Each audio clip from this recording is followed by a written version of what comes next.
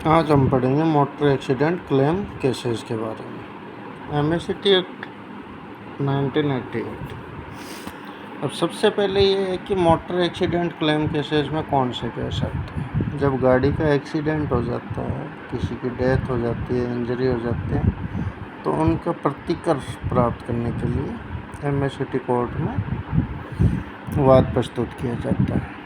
अब सबसे पहले वाद कहाँ प्रस्तुत किया जाएगा, तो वाद 3 जगह प्रस्तुत किया जा सकता है। या तो जहाँ दुर्घटना कारित हुई हो, या जहाँ दावाकर्ता निवास करता है, या जहाँ प्रतिवादी या अनावेदकगण निवास करता है।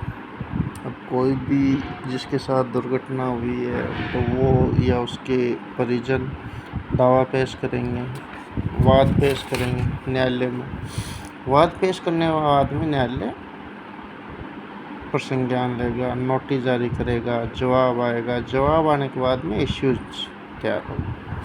अब वो इश्यूज किस हिसाब से तैयार होते हैं, तो पहला इश्यूज ये तैयार होता है कि क्या आवेदकगण मृतक के वैध प्रतिनिधि होने से प्रतिकर प्राप्त करने के पात्र हैं। यदि हाँ, तो किससे और कितना प्रतिकर प्राप्त करने के अधिकारी हैं।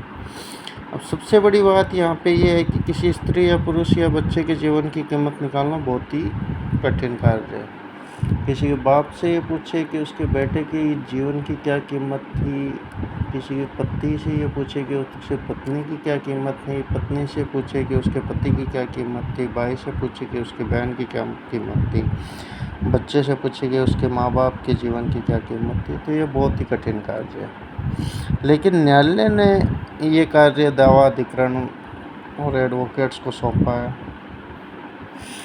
तो ये बहुत ही जिम्मेदारी का कार्य बन जाता है। इसमें सबसे जो महत्वपूर्ण सुप्रीम कोर्ट का जजमेंट है, Sarla Verma versus Delhi transport corporation 2009 का जजमेंट है। इसमें सुप्रीम कोर्ट ने प्रक्रिया निर्धारण की कि प्रक्रिया किस हिसाब से होगी दावा प्रस्तुत करने की, कि प्रतिकर किस हिसाब से निर्धारित किया जाएगा। उसके बाद में एक रेशमा कुमारी वर्सेस मनमोहन सिंह 2013 में जजमेंट आया था। एक नेशनल इंश्योरेंस कंपनी वर्सेस पन्ने सेठी, इसमें प्रतिक्रिया निर्धारण के बारे में सुप्रीम कोर्ट द्वारा बताया गया। गुणांक, प्रतिकर, जीवन निर्वाह इत्यादि का निर्धारण सरला वर्मा में सुप्रीम कोर्ट ने विस्तार से वर्णन किया। उसके बाद में हम देखेंगे प्रतिकर निर्धारण के लिए सरला वर्मा ने क्या कहा था। सरला वर्मा में सुप्रीम कोर्ट ने कहा कि प्रतिकर निर्धारण के लिए 3 मुख्य बातों का ध्यान में रखना बहुत जरूरी है। सबसे पहली बात है कि मृतक की उम्र कितनी थी। उसके बाद में उसकी आमदनी कितनी थी। उसके बाद में आमदनी थी, उम्र और आमदनी के अनुसार, उसके उम्र के अनुसार उसका गुणांक कितने का होगा, और उसके ऊपर आश्रित कितने थे, डिपेंडेंट्स कितने थे मृतक के ऊपर। तो सबसे पहले अपन निकालेंगे मृतक की उम्र। अब मृतक की उम्र निकालने के लिए 10-11 जो चीज़ें हैं मेन वो आपके पास होनी चाहिए। आधार कार्ड, राशन कार्ड, मतदाता परिचय पत्र, चालान अनुज्ञप्ति, डीएल, स्कूल का रिकॉर्ड, पैन कार्ड, पोस्टमार्टम की report, BPL card, birth certificate, Jan Aadhaar card, या कोई भी मार्गदर्शन। कई बार ये होता है कि 2 डॉक्यूमेंट हैं, दोनों में डिफरेंट एज है, तो भी प्रतिकर प्रस्तुतकर्ता को दोनों डॉक्यूमेंट आवेदन के साथ लगा देने चाहिए और कहना चाहिए न्यायालय के समक्ष कि हम कम पढ़े लिखे हैं, हमें नहीं पता एज लिखाते टाइम हमारे नॉलेज में नहीं था कि सही एज क्या है। उम्र निकालने का सबसे बड़ा कारण है मल्टीप्लायर। क्लेम निर्धारण करते समय मल्टीप्लायर एक बहुत ही महत्वपूर्ण भूमिका अदा करता है। अब कोई एज किसी मृतक की या एक्सीडेंट हुआ है उसकी कोई एग्जैक्ट एज निकालना ज़रूरी नहीं है कि 21 साल 2 महीने 6 दिन, ऐसा कुछ ज़रूरी नहीं है। 5 वर्ष के अंतराल पर एक ही मल्टीप्लायर लगता है। किसी की उम्र मान लो कि 21 से 26 के बीच में, तो उनका एक ही मल्टीप्लायर लगेगा। तो 21, 21.5, 22 उससे कोई ज़्यादा फ़र्क नहीं पड़ता। अब उम्र निकालने के बाद में सरला वर्मा के अकॉर्डिंग सबसे जो महत्वपूर्ण और दूसरा पॉइंट है वो है आमदनी। अब आमदनी का निर्धारण किस प्रकार से किया जाएगा? अब सबसे पहले अपन बात करते हैं गृहस्वामिनी की, हाउसवाइफ घर में काम करती हैं, उनकी वैसे तो कोई आमदनी नहीं होती है। तो अगर उनके साथ ऐसा कुछ हो जाए तो सुप्रीम कोर्ट ने Lata Wadhwa versus state of Bihar AIR 2001 में हाउसवाइफ की 3,000 रुपये इनकम मानी थी।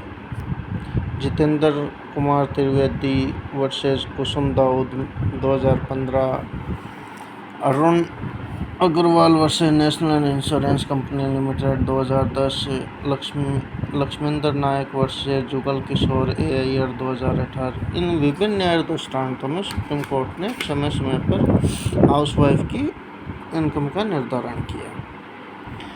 ये हाउसवाइफ के केस में ये न्याय दृष्टांत माननीय न्यायाधिकरण के समक्ष पेश करने चाहिए और कहना चाहिए कि 2001 में 3,000 रुपये मांगी गई थी सुप्रीम कोर्ट ने। आज तो 2025 चल रहा है, कम से कम 7-8 हज़ार रुपये माने जाने चाहिए। अब कई बार ऐसा भी होता है कि आमदनी का कोई प्रमाण पत्र नहीं होता, तो जहाँ आमदनी का कोई प्रमाण पत्र नहीं हो वहाँ न्यूनतम मजदूरी अधिनियम 1948 के तहत नेशनल इनकम को मानकर प्रतिकर का निर्धारण किया जाना चाहिए।